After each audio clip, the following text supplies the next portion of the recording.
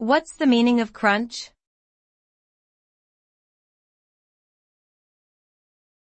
Crunch.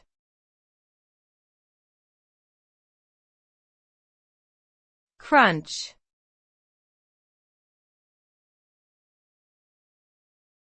Crunch.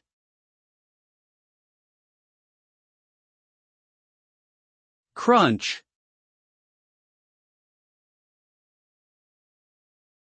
The word crunch can have several meanings depending on the context. As a verb, it can refer to the sound of something being crushed or chewed loudly. It can also mean to apply pressure with force, or to reduce something in size or quantity. In a business context, it can refer to a period of intense work or activity towards a deadline or goal. Ultimately, the result of a crunch can vary depending on the specific situation, but it typically involves a high level of pressure and productivity towards a specific outcome.